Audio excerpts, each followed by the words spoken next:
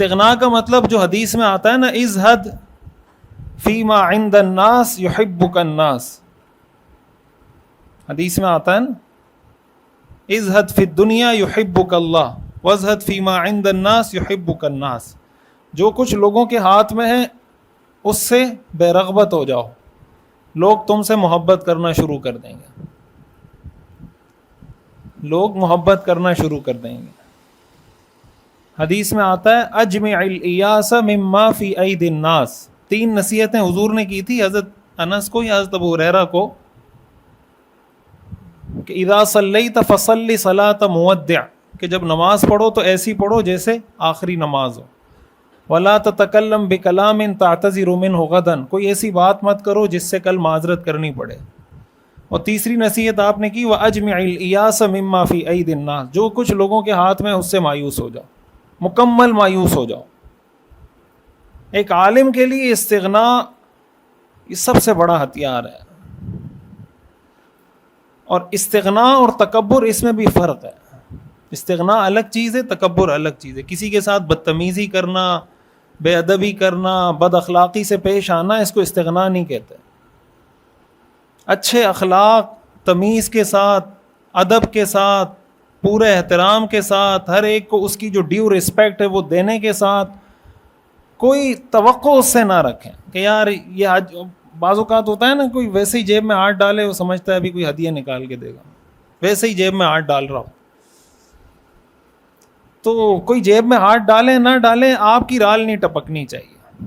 یہ میں آپ کو اگین بتا رہا ہوں، یہ باتیں بہت آسان ہیں، اس کا اپنے آپ کو عادی بنانا بہت مشکل ہے۔ اور اگین یہ بات بھی یاد رکھیں کہ استغنا اور تکبر یہ 2 الگ الگ چیزیں ہیں۔ استغنا محمود ہے اور تکبر تو کبیرہ گناہ ہے، تکبر کی اجازت نہیں ہے۔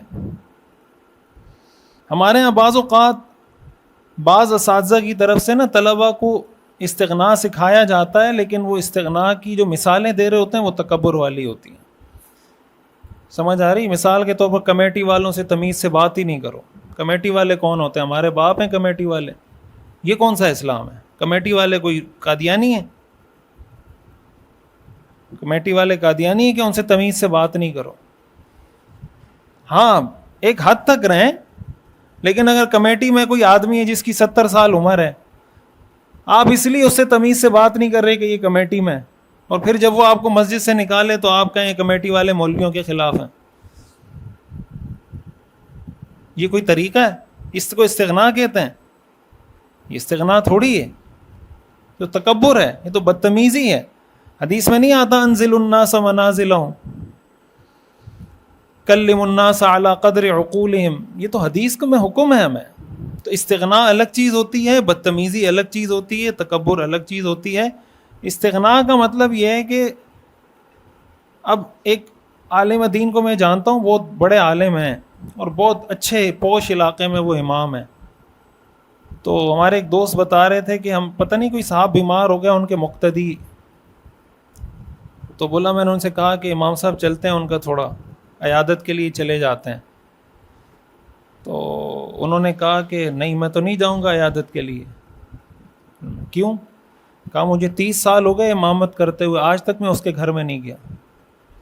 کیوں؟ اس لیے کہ وہ کوئی بڑا پیسے والا آدمی تھا، کہ یہ تو استغنا کے خلاف ہے۔ 30 سال ہو گئے آج تک، اب وہ بیمار ہے، اس کی عیادت کے لیے بھی اس لیے نہیں جا رہا کہ وہ مالدار ہے۔ سمجھ آ رہی بات؟ اس کا مطلب آسان الفاظ میں یہ سمجھیں کہ اگر حضرت عثمان رضی اللہ تعالیٰ عنہ بیمار ہو جائیں تو حضور ان کی عیادت کے لیے نہ جائیں کہ یہ مالدار ہے میں ان کی عیادت نہیں کروں۔ سمجھ آ رہی بات؟ مالدار ہونا کوئی جرم ہے؟ مالدار ہونا کوئی گناہ کی بات ہے؟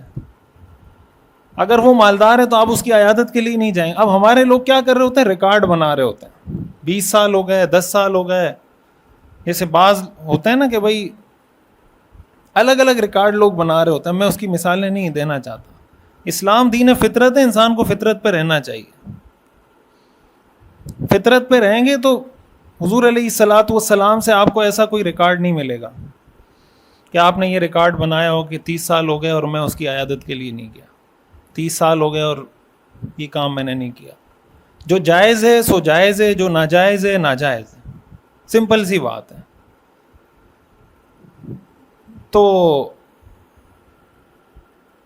استغنا جو ہے نا یہ بہت ضروری ہے.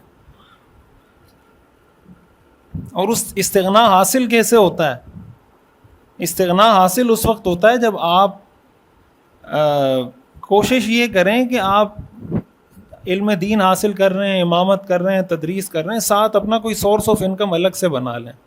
کوئی بزنس شروع کر دیں، کوئی جاب شروع کر دیں، کوئی اسکل سیکھ لیں، کوئی ڈیزائننگ کچھ سیکھ لیں، وہ ساتھ ساتھ کرتے رہیں. اور اپنی چادر کے مطابق پاؤں پھیلائیں، زیادہ اپنی چادر سے پاؤں باہر نہ نکالیں. بہرحال یہ پہلی چیز ہے اخلاص. تو یہ ہونا بہت ضروری ہے. اگر یہ نہیں ہے تو آپ کی ساری محنت بیکار ہے.